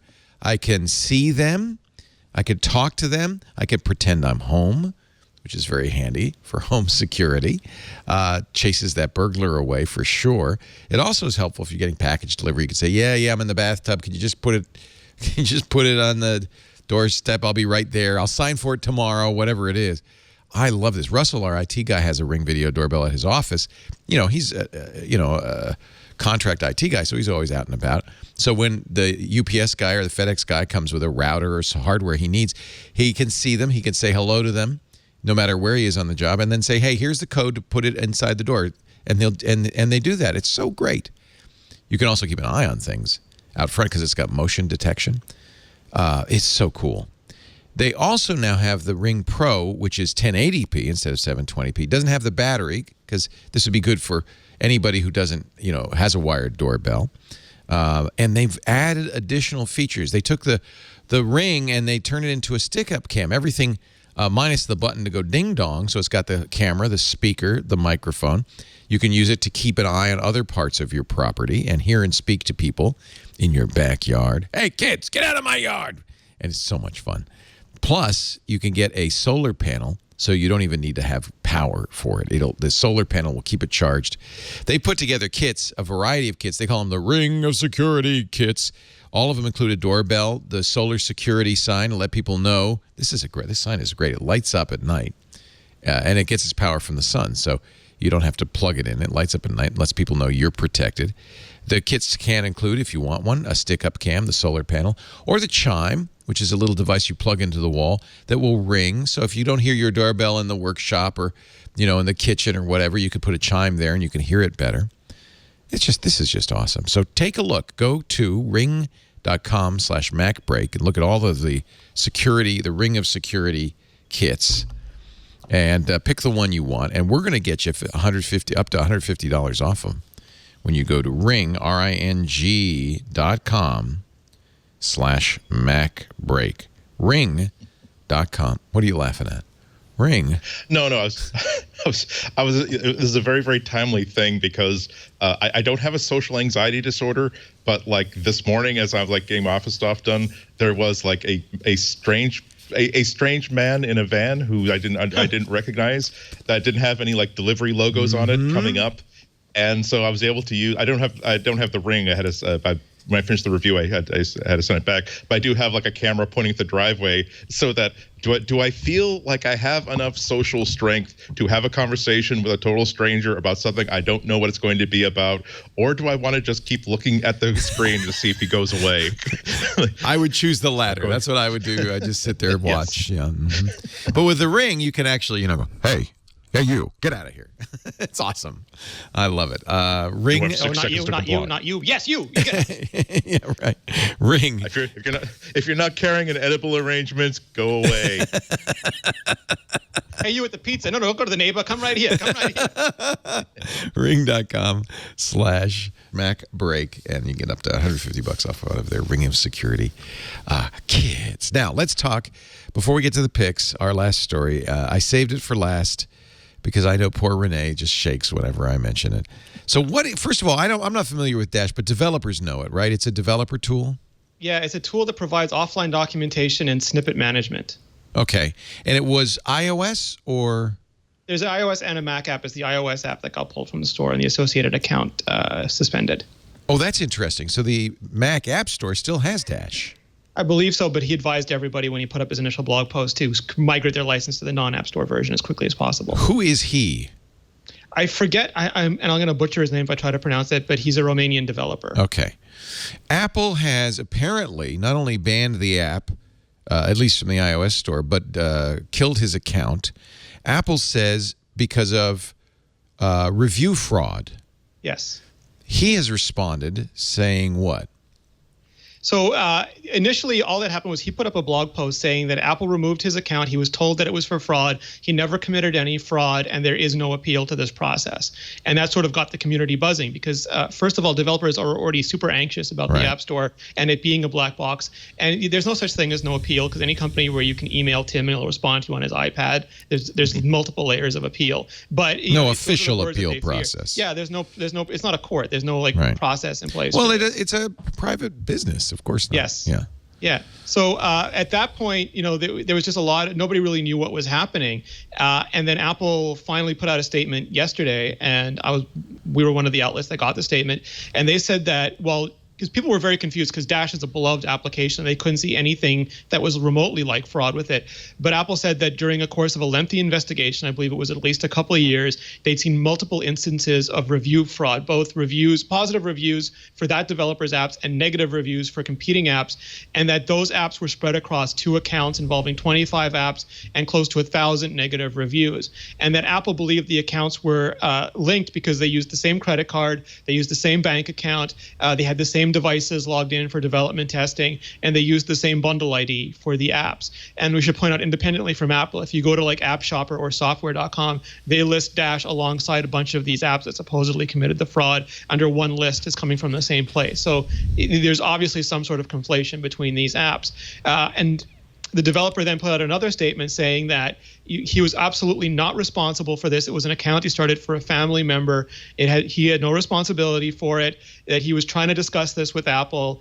He was going to do a blog post on their behalf. And then all of a sudden he felt that they just completely threw him under the bus. And so he put out this statement, and he released a copy of an audio recording that was between him and a member of Apple's worldwide developer relations team, where they were basically discussing this blog post. The really interesting thing here is just how different these 2 accounts are. And to be clear, the developer has made absolute statements about this, and people love this developer and his apps. And there's a tendency, he's an underdog, absolutely. Developers always deserve the benefit of the doubt. Apple has put out a statement, and that usually requires a senior vice president to sign off, and that means they have triple, quadruple, octuple checked everything before they do this. So you have these two very different statements, and where they disagree is that Apple believes that there was fraud committed by these two accounts. He says he has nothing to do with them. They believe they are linked. He doesn't believe he has any responsibility with it. He said Apple wanted a blog post. It sounds like Apple says he wanted to do a blog post. On the call, one way of reading it is that Apple's trying to get him to sort of cover their ass and say that they didn't make any mistakes. Another read is that Apple's trying to bend over backwards and is willing to do almost anything to let the developer sort of save face and get out of this situation. And then something happened between that phone call and yesterday that made Apple feel that there was absolutely no way forward, and they had to make a public statement. And the interesting part is apparently these cases happen all the time, and almost always the developer goes, "Oh shucks, I won't do it again," and they just keep on going because Apple will err on the side of caution. So and also if there are cases of fraud, and he said there's no responsibility, Apple's typical response would be your bank account, your credit card, you're absolutely responsible for this. So there's just so much muddying of this issue that it's hard to see who's right and wrong. And of course, Twitter varies back and forth between both, but it's possible everybody just committed a lot of mistakes here, and we ended up in a really bad situation. Apple is absolutely right to attempt to preserve the integrity of the review process. That's critical. You've got to be able to trust reviews, and if fraudulent reviews are posted, then they have every right, and even I think an obligation, to cancel the account, and even maybe go so far as to pull the app from the App Store. The problem is you can sell an app for a Macintosh yourself, but there's no way to get an app on iOS without Apple's approval. They're a gatekeeper. Yeah, you can do a web app, but those are incredibly limited compared to an App Store. Yeah. This is really a case of he said, she said. I don't know, you know. It's just that there's so many different. It's easy to know whose side you're on. When I first saw the blog post, I know whose side I'm on, and then you hear a few more details. Okay, now I know whose side I'm on, and then you hear the response to that. It's clearly that it's not so much he said, she said, he said the other, or whatever. Two different people said different things.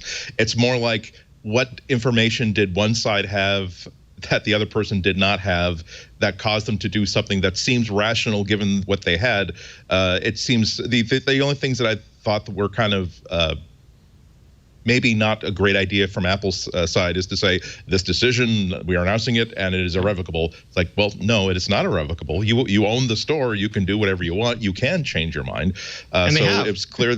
Yeah, exactly. And so it's clear there was a lot going on here. And I think that a lot of the problems with the story were just that the velocity of the information that was coming out and the need to, once you have new information, if you are a news outlet, you have to sort of report on it. So I think it's more of an ongoing sign that people are concerned about, developers are concerned about the App Store because, again, it is the only marketplace. You cannot cheese off the person who controls the keys to the only marketplace where you're selling the one product that you're making a lot of money on. So if there's anything that seems odd, it makes a lot of those other developers pay really close attention to see, is this going to affect me, or is this something where a developer clearly didn't read information that was available to everybody at the same time?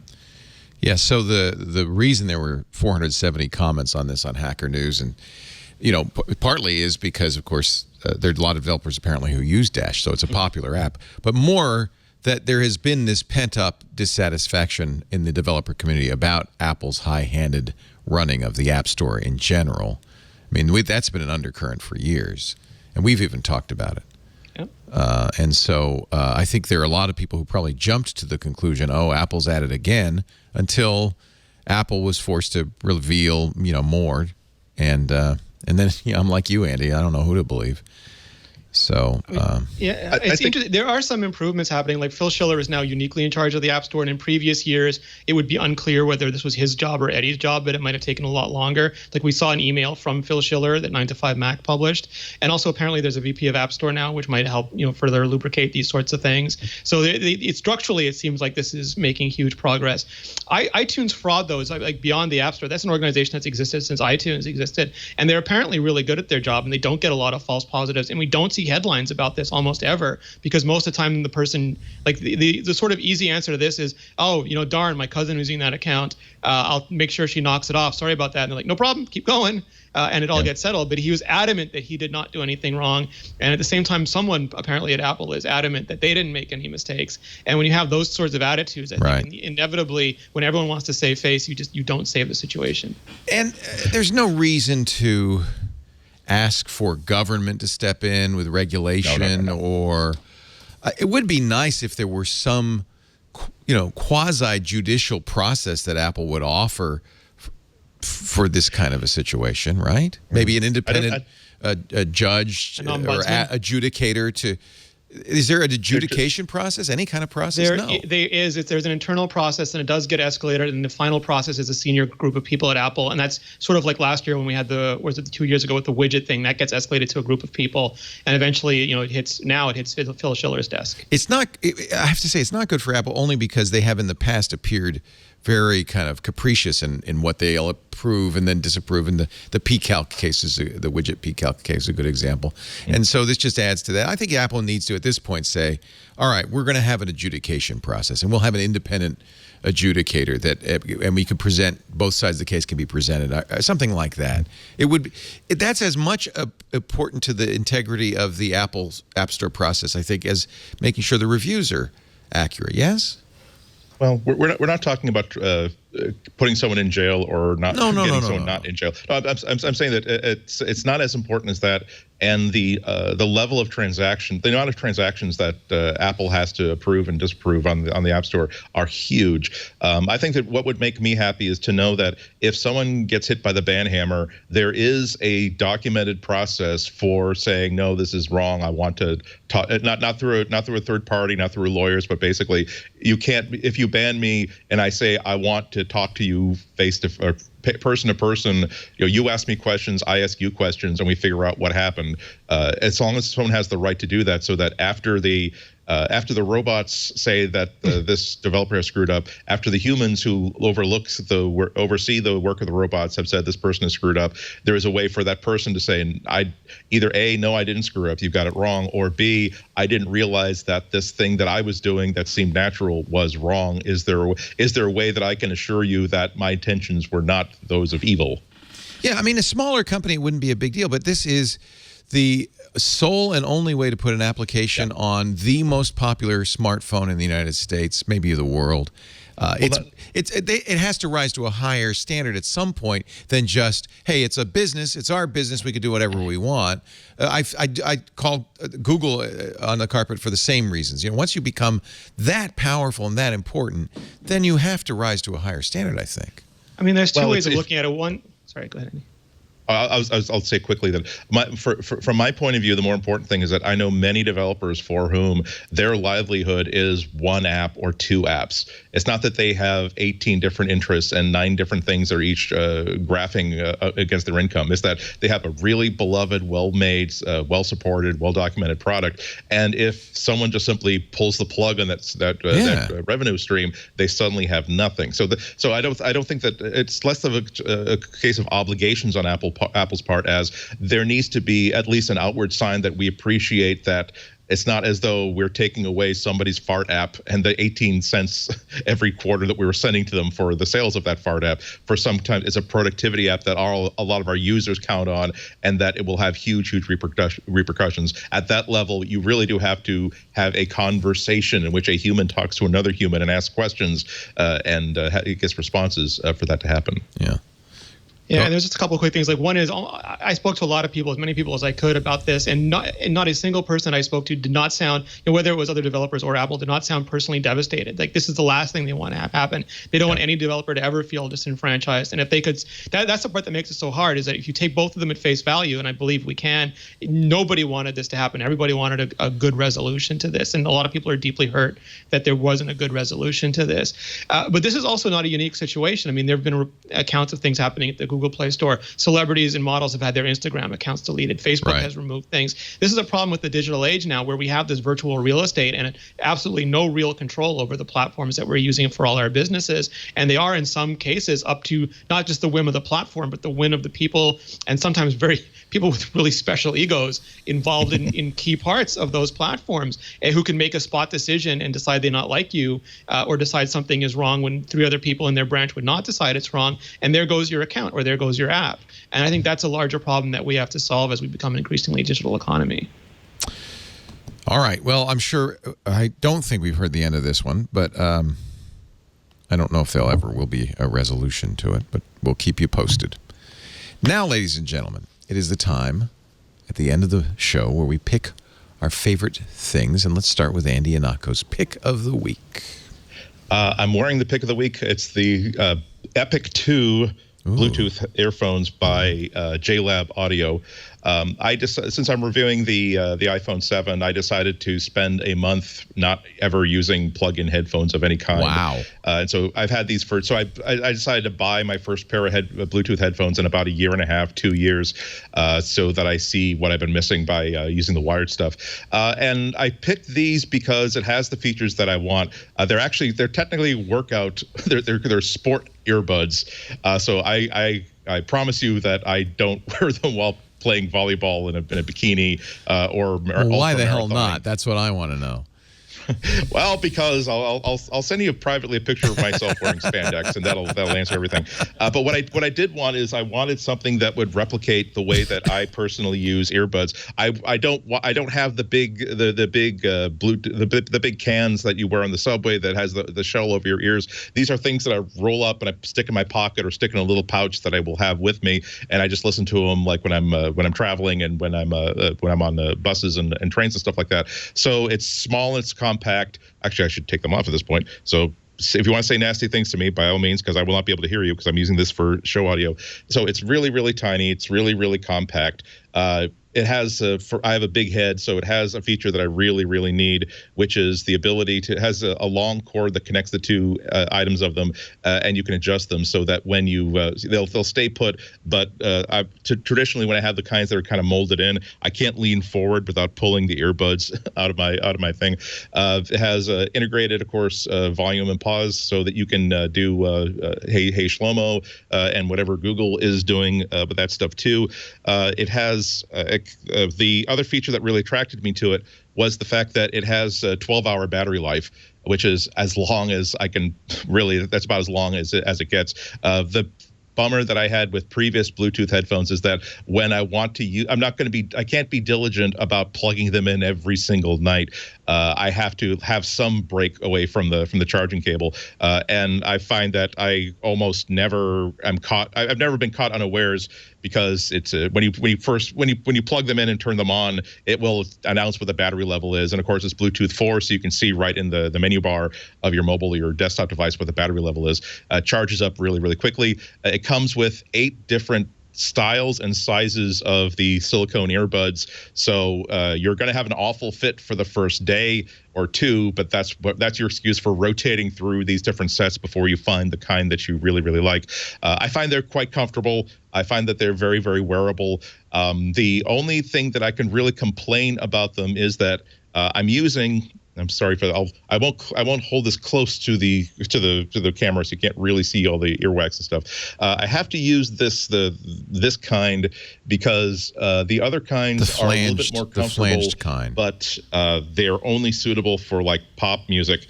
I listen to a lot of pop music and podcasts. I like to listen to a lot of classical and opera, and I find that I can only really get like the full range. I only really get that bass if I've got the kind that can really just push them like right into my ears. So they sound very, very good, as good as the $12 Amazon Basics headphones that I used to wear.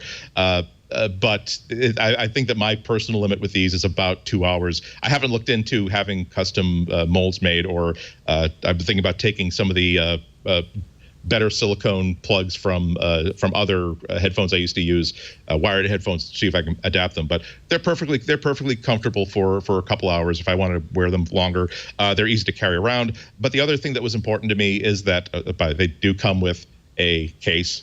So that, again, it has the same, I can still just stick them in a pocket usability. But the other thing that was important is that I just don't have $200 to spend on a pair of $12 Amazon Basics headphones.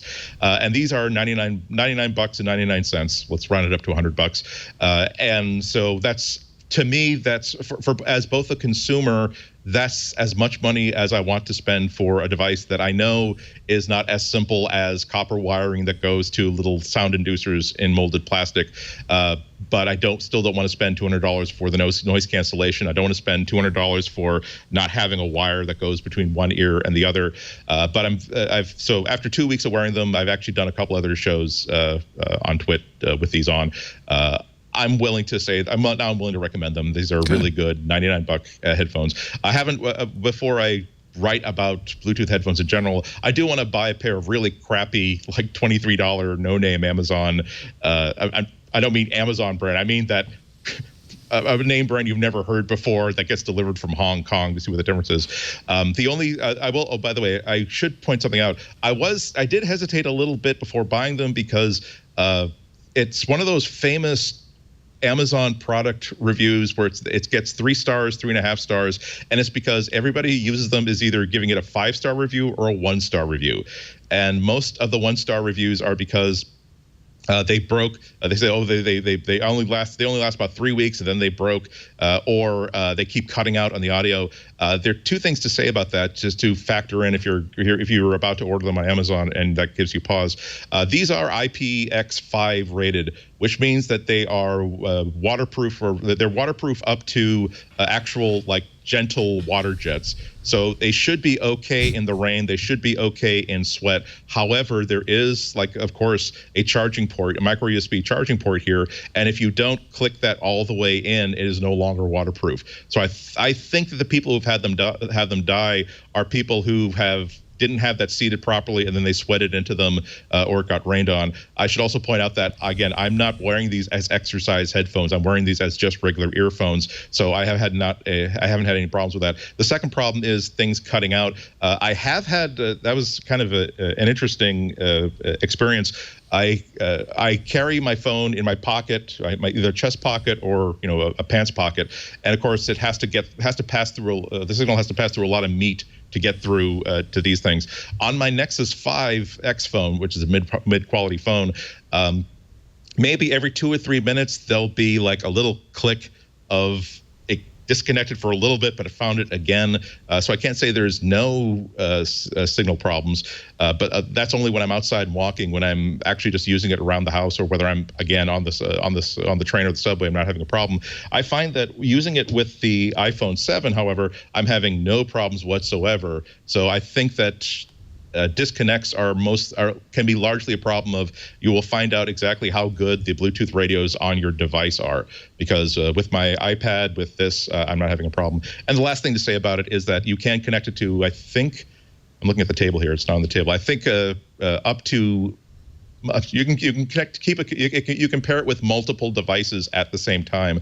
So right now this is paired to my Mac, it's paired to my iPad, it's paired to the Apple's loaner phone. It's paired to my Nexus 5X, and so I can switch between them without having to repair. All I have to do is, the only thing that's annoying is that sometimes I have to, like when I was getting ready for the show, it automatically repairs to whatever device you paired it with, you connected to last with it, if that device is still in range. The fact that this phone was still like within range meant that I couldn't just go to my Mac and then just simply say connect to this. I had to disconnect from this first. But if this were upstairs or someplace else, it wouldn't care. The range is pretty good, by the way. I can walk. I can even have a wall between my office here and being in the kitchen and still be listening to what's going on. I will say that that's the one thing I really, really like about. I will say that I've been missing out on. I've been missing out on the ability when there's a 2 or 3 minute ad read during a show to be able to walk away, go refill my water bottle, go check the mail, and hear where the commercial is. And when I hear Leo's upload, and so that's why we thank our. You fooled me every time. No, it's not. Isn't it nice being unwired? I have first of all, the AirPods are due any minute now, right? So those are going to be another competitor, I think, in that category. And are we expecting a bunch of W1 based headphones from Beats and others? One is that the Solo is already out. It's the X and the other ones that are, I think, still due. So this is certainly, I mean, at that price, too, a reasonable alternative, at least in the interim. But ultimately, if you're going to go Bluetooth, you're probably going to want to go W1, I would think. That's the new chip in the iPhone 7. Yeah, it depends on. But I also have to say that I'm not. I'm not very vain. Again, get a load of what my body looks like and how I'm dressed. I'm more comfortable with this sort of interface going on to the world than. I know that little dribble, that icicle dribble. Yeah, I know. It's like, and it's not even the dribble. It's that I kind of want to. As soon as I get my loaner pair to try out, I think that I will only feel good about it if I then 3D print a bunch of like hoops and like crosses, the things I can connect to it so it looks like I'm wearing an actual earring, just to dress it up a little bit. It's Galactica Actual, Andy. You just got to own it. Yeah. Yeah. I mean, I've had such bad experiences with wireless headphones, Bluetooth headphones, dropping out and losing pairing and stuff that I've just been dreading this. But I think this is ultimately the way to go. Put computer chips in the headphones. Yeah. I'm glad that there are options for people. For me to buy it, $160 is too much for me to spend on a pair of headphones like that. It's also because I use so many different devices, the W chip isn't going to be as big and improved for me as for other people. And I'm just glad that there are alternatives. I wouldn't say that this is, oh my God, the scales have fallen from my eyes. My soul is stronger for the tears I have shed. I can't believe I rebuke the false devil, the false god of wired headphones. When my 30 days of experiment are over, I'm going to be using wired headphones when I'm going to enjoy using wired headphones. I think that I will still be very, very happy that on my Android phone, if I ever leave these at home because there's a charger attached, I will be happy that I still have a pair of $10 crappy wired headphones in my bag because there's a pair in every bag that I have. But I'm glad that there's been a lot of, if you have not checked out Bluetooth headphones since the last time you bought a set of Bluetooth headphones and were deeply, deeply, profoundly disappointed, you will find that Bluetooth 4.0 and modern design and modern battery life will make things a lot better than the last experience you had. Good to know. Rene, Ritchie, your pick. So I have, I know this has been picked many, many times, but there's a reason to pick it again today, and that's OmniGraffle by the Omni Group. So in September, they announced this new model. They said that, traditionally on Mac apps, when you sell them separately, when you sell them off the Mac App Store, you can do all these great things like give people upgrade discounts, free copies if they just bought it. You could have different tiers of pricing, but you couldn't do this on the Mac App Store. And then the Omni Group being the Omni Group, I imagine Ken Case or somebody said, where Tim Wood said, why can't we? And they sort of bucked the conventional wisdom in a way that Omni is so good at doing it.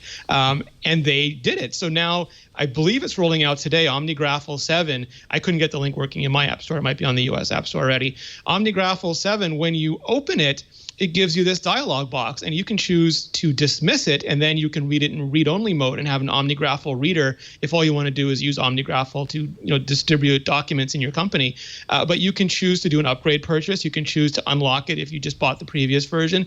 You can choose different tiers of having it, and it's a one-time price. There's no subscriptions, but they, darn it, they managed to figure out how to make the Mac App Store work like a traditional Mac software purchasing model.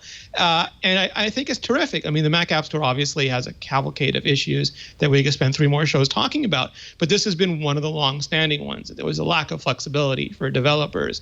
And I love that Omni Group, a lot of developers have famously quit the Mac App Store, and for very, very good reasons. But the Omni Group is like, they're going to figure it out. And I think that's just an amazing philosophy and an amazing accomplishment for them as a company. So if you haven't used OmniGraffle yet, it's a way for you to make all these very quick, very easy, very intuitive. I mean, you could spend a lot of time make absolutely beautiful documents. But to take what is in your head and get it into a usable form for other people, it is absolutely peerless. And now you can get it on the Mac App Store in the way that you've been buying it for years off the Mac App Store. And a lot of people really like getting it there because when you install a new Mac and you can just hit the Mac App Store and download all your apps, it's way easier than remembering and going to a bunch of websites and finding a bunch of license codes. So a lot of people, still just want to be able to get it from the Mac App Store. And again, they just made it work. So kudos and thank you to the Omni Group. Good. Maybe others will do this too. I hope so. I mean, it's a fantastic experience. Yeah. Nice. I have an anti-recommendation. In the past, I've recommended something from Seagate called Lyve, Lyve. It was hardware and software that allowed you to automatically back up all your photos from all your devices, not just your phones, and it's not iOS specific, but iOS and Android, and your computers, Mac and PC, and collate them into a single device. It had a kind of a metadata syncing capability. Seagate offered it, and in fact, if you had an external drive from Seagate, in many cases it was Lyve compatible, you could use that hardware with the Lyve software. They're shutting the service down at the end of the year. And so in a way, this is also a cautionary tale, because when you use a service like this, now Lyve doesn't back up your photos to their servers, so I'm not exactly sure what's going to happen if you bought, as I did, a Lyve device. Is it still going to work? I think it's not going to work, even though the hardware is still there. It needs the service to connect and copy the data over. So they're offering 6 months free of Amazon storage and stuff as a bridge, but it's really disappointing. And I think that it just shows you, when you rely on a service of some kind, that you should be aware of the fact that it only works as long as that service continues. I thought Seagate was a big enough company to keep something like this around forever. It sold a lot of hard drives for them, I imagine. Anyway, I apologize for recommending a service that is now going away. And if you did take my recommendation and buy a Lyve device or use the Lyve service, you should start looking for an alternative, because Lyve is dead. Or about to, anyway. But we will be back. So yes. Thank you, everybody. It's great to see you. Rene Ritchie is at imore.com. He does lots of podcasts there, writes a lot there. He's just a nonstop go-getting guy at the what is it, Mobile? What are you? The Mobile Nations. Mobile Nations editorial director, or? Yes, sir. He's the guy. And it's always great to thank you. One of the people. Thank you so much. Yeah, you have great people. iMore's wonderful, but there are other Mobile Nation products. And we have Florence Ion now on Android Central. That's right. Congratulations. Yep. She's phenomenal. Great score. I'm not hiring any more people so you can steal them. That's it. It's over. It's great synergy, Leo. I mean, like, no, I get to do MacBreak. That's exactly how I think of it. She is, of course, a regular on our Android show. So Leo, are you suggesting that iMore is the Samsung of tech journalism? I don't know, man. I don't know. No, I'm thrilled. When you know what it is, when you see great, talented journalists and you see them succeed, there's what better. That's wonderful. I love seeing that. I do. And also love seeing you, Andy Ihnatko, each and every week at about 11 a.m. Tuesday. It's great to see you. 2 p.m. your time, East Coast time. So glad to have you back, Leo. 1800 UTC. Thanks for filling in for me, too. It's always fun. Rene and I had a lot of fun hosting the show. That's nice. Yeah, I'll have to watch it. Also, thanks. Did you not do iOS today as well? I think you did. Yes. Thank you for doing that. That was scheduled at the time. That's another show I wish I could do more often, because it's nice to talk about iOS for like a 45 nice to talk about that all at once without having to talk about lawsuits, without having to talk about it's really fun. Actual other news. I agree. I really love that show. And Megan's great too. Megan Maroney's fabulous. Oh, Megan! Yeah. Any 5 minutes I can spend talking with Megan is worth another 10 minutes of my life. I feel very lucky. Yeah. Thank you, everybody, for joining us. As I mentioned, we do this show every Tuesday. I hope you'll stop by and watch us live, 1800 UTC. If you can't, though, don't worry. On-demand audio and video is available, as with all our shows. You can start at our website, twit.tv/MBW for MacBreak Weekly. All the old episodes are there, as well as every new episode. But you can also see from there, you can subscribe on iTunes. We're on Google Music. We're on Stitcher and Slacker. Everywhere you can get podcasts. And do subscribe, because you don't want to miss an episode. We have had a wonderful studio audience. It was nice to have you. If you'd like to join us in the studio, all you have to do is email tickets at twit.tv. We'll make sure we have a seat out for you. And a show for you to watch. Thanks for being here. We'll see you next time. Now I'm afraid to say it is time to get back to work, because break time is over.